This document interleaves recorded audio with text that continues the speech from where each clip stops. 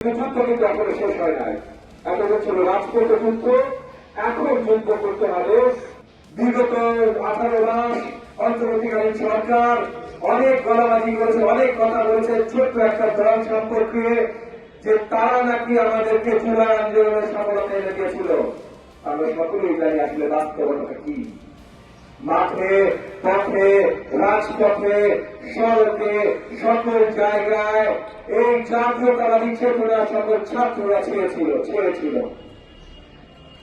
Private বিশ্ববিদ্যালয় থেকে মাদ্রাসা, school, college, এই সকল তরুণ ছাত্ররা মাঠে নেমে এসেছিল। একই সাথে আপামর জনতা মাঠে নেমে এসেছিল বলেই জুলাই গণ আন্দোলনে আমরা সফলতা পেয়েছিলাম। কোন একটা দল, কোন একটা গোষ্ঠীর মাধ্যমে এটা আসে নাই, কিন্তু মূল যে বিশ্বাসের মাধ্যমে এসেছিল সেটা ছিল জাতীয়তাবাদী বিশ্বাস। এতদিন আপনারা আন্দোলনে ছিলেন, রাজপথে ছিলেন, যুদ্ধের মুখে ছিলেন, কিন্তু যুদ্ধ কিন্তু এখনো শেষ হয় নাই। এতদিন ছিল রাজপথে যুদ্ধ, এখন যুদ্ধ করতে হবে তরুণদের মন মানসিকতার জন্য যুদ্ধ। কারণ আমরা দেখেছি দেশ, জাতি বা সমাজে আমরা যেভাবে চিন্তা করি, আমাদের বাঙালি সংস্কৃতি বা বাংলাদেশী সংস্কৃতির বিরুদ্ধে অনেক ধরনের গোষ্ঠী মাথা চারা দিয়ে উঠেছে। তারা নারীদেরকে অনেক ধরনের অধিকার দিতে চায় না, তারা গণতান্ত্রিক অধিকার অনেককে দিতে চায় না। এই ধরনের বাংলাদেশ আমরা দেখতে চাই না।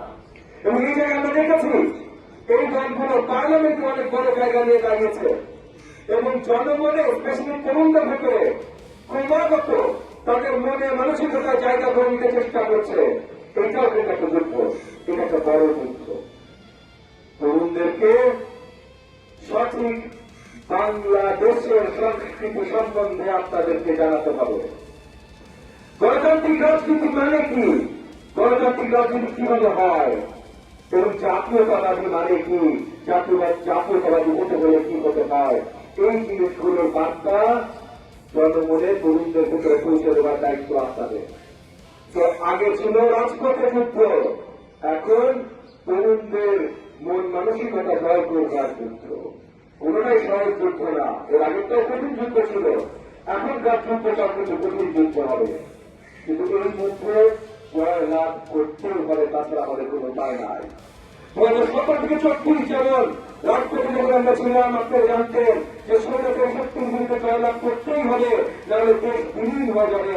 এখনো মনে রাখবেন এই উগ্রপন্থী শক্তিরা চিন্তা চেতনার বিরুদ্ধে জয়লাভ করতেই হবে, নাহলে আগামী বাংলাদেশ কিন্তু আমাদের স্বপ্নের বাংলাদেশ হবে না, আর ওই একই ক্ষেত আছে, দেশ বিলীন হয়ে যাবে। তাই বিকারের সময় ঘনিয়ে এসছে, আমি আর আমার বক্তব্য লম্বা করবো না। আমি শেষ দুটো কথা বলে আমার আলোচনা শেষ করতে চাই।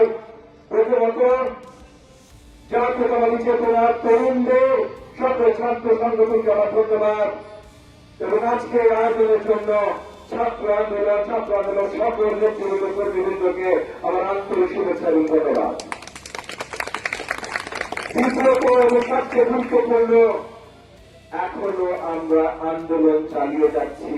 এই আন্দোলন আরো গুরুত্বপূর্ণ আন্দোলন, এবং এই আন্দোলন শুধু ঢাকায় প্রেস ক্লাবে বা বড় বড় দুটো জায়গায় করলে হবে না, একদম গণভবনে পৌঁছাতে হবে। তো বাংলাদেশের প্রত্যন্ত অঞ্চলে সেই 493টা উপজেলায় সকল ইউনিয়নে, সকল স্কুল কলেজে, সকল সোশ্যাল মিডিয়াতে, টিকটক, ফেসবুক, ইনস্টাগ্রাম, স্ন্যাপচ্যাট, কোনো কিছু বার্তায় সব জায়গায় আপনাদের পৌঁছায় যেতে হবে। এইটা যদি পৌঁছায় যেতে না পারেন, আগামী বাংলাদেশ থেকে আবার আমরা ওই যে স্বৈরাচার আমাদের কাছে কেড়ে নিয়েছিল, সামনে উগ্রপন্থী আমাদের কাছে কেড়ে নিয়ে যেতে সক্ষম হবে।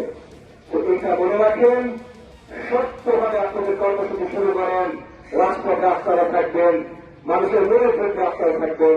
আপনাদের সাথে প্রত্যেকটা পদে, প্রত্যেকটা জায়গায়, প্রত্যেকটা মুভে আমাকে সবসময় আপনাদের সাথে পাবেন ইনশাআল্লাহ।